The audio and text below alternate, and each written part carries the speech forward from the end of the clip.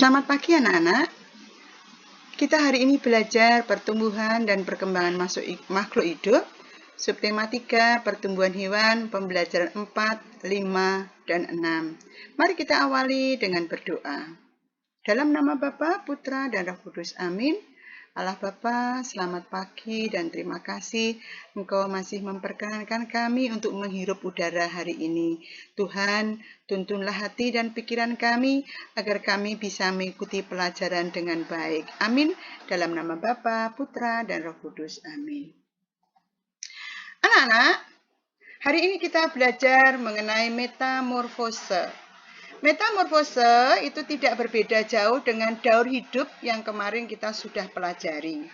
Kalau daur hidup itu proses perkembangan yang tidak mengalami perubahan fisik dengan induknya, tetapi kalau metamorfosis itu adalah suatu proses perkembangan biologis yang meliputi perubahan fisik dan struktur.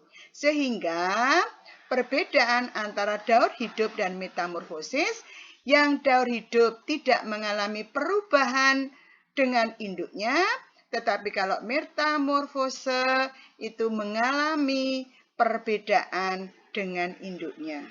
Metamorfosis itu dibagi menjadi dua.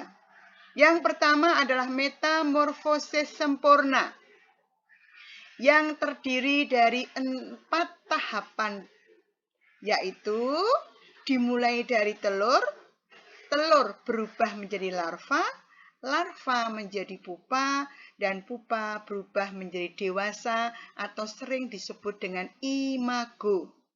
Contoh hewan yang mengalami metamorfosis sempurna: kupu-kupu, nyamuk, lalat, katak, dan lebah.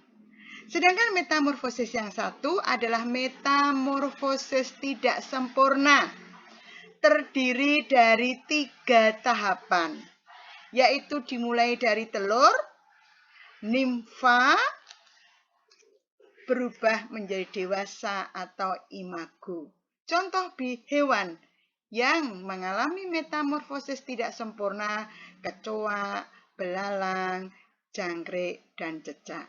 Apa perbedaan metamorfosis sempurna dan tidak sempurna? Kalau sempurna melalui 4 tahapan lewat pupa, sedangkan kalau metamorfosis tidak sempurna hanya melalui 3 tahapan tanpa melalui pupa. Perbedaannya, sempurna lewat pupa 4 tahap, sedangkan tidak sempurna hanya 3 tahapan tanpa melalui pupa.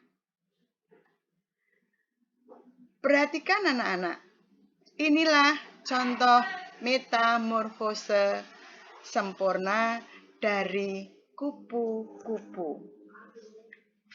Metamorfose sempurna dari kupu-kupu dimulai dari telur. Telur berubah menjadi ulat. Ulat berubah menjadi kepompong, dan kepompong menjadi kupu-kupu. Antar satu yang lain dengan yang lainnya tidak sama bentuknya. Inilah yang disebut dengan metamorfosis. Nah, tugas kamu anak-anak, ceritakan setiap tahapan dari hidup kupu-kupu dengan menggunakan kalimat kamu sendiri, dimulai dari tahap pertama telur, tahap kedua ulat, tahap ketiga kepompong, dan tahap yang keempat adalah sudah berubah menjadi kupu-kupu. Inilah gerak yang menyerupai daur metamorfosis kupu-kupu. Perhatikan gambar itu anak-anak. Posisi tidur terlentang sambil mendekap kaki dan badan. Itu seumpama merupakan gerak dari telur. Kemudian posisi badan merangkak itu merupakan menyerupai gerak ulat. Sedangkan posisi berdiri, tangan mengepal dan disimpan di atas kepala.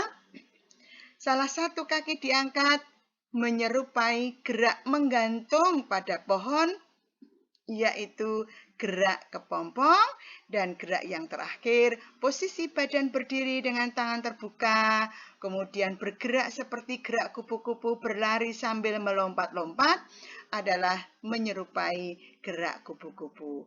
Kamu mencoba mempraktekkan di rumah, tetapi tidak perlu di video dan tidak perlu dikirim. Kamu senang yang gerakan yang mana yang kamu senangi.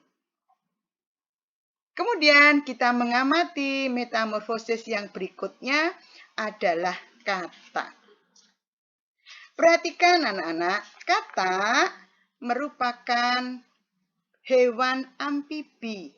Artinya hewan amfibi itu hewan yang bisa hidup di dua tempat, di darat dan di air. Metamorfosis atau daur hidup kata dimulai dari telur, kemudian berubah menjadi berudu. Sesudah menjadi berudu, berubah menjadi katak muda. Katak muda yang memiliki ekor. Kemudian katak muda berkembang menjadi katak dewasa. Daur hidup yang lainnya atau metamorfosis sempurna yang lainnya adalah nyamuk. Nyamuk, metamorfosisnya dimulai dari telur. Telur berubah menjadi jentik-jentik.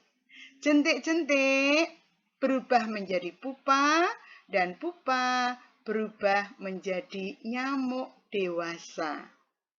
Kamu perhatikan anak-anak bahwa tahapan perkembangan nyamuk berlangsung cepat dan terjadi pada media air yang bersih. Maka kamar mandi kita harus rajin kita kuras agar tidak timbul jentik-jentik yang ada di kamar mandi kita. Karena nyamuk bisa menyebabkan penyakit yang mematikan. Nah, contoh penyakit yang ditularkan nyamuk ini adalah demam berdarah yang ditularkan oleh nyamuk Aedes aegypti. Sekali lagi anak-anak, inilah yang menjadi keprihatinan kita karena demam berdarah bisa membunuh kita. Kita harus membersihkan lingkungan serta membuang benda-benda yang sudah tidak dipakai agar tidak dijadikan tempat perkembangbiakan nyamuk sehingga kita tidak mengalami penyakit demam berdarah. Tugas kamu mengerjakan LKS halaman 83A nomor 45, B nomor 5, C nomor 5, dan juga LKS halaman 86 yang A nomor 3 dan 4, nomor B adalah nomor 3, dan C nomor 3 dan 4. Selamat belajar. Terima kasih atas kebersamaan hari ini. Mari kita tutup dengan doa. Dalam nama Bapa, Putra, dan Roh Kudus. Amin. Allah Bapa yang makasih, terima kasih Engkau menyertai kami dari awal hingga akhir pembelajaran. Semoga apa yang kami peroleh bisa kami gunakan untuk menyelesaikan tugas-tugas kami dengan penuh semangat. Amin. Dalam nama Bapa, Putra, dan Roh Kudus. Amin.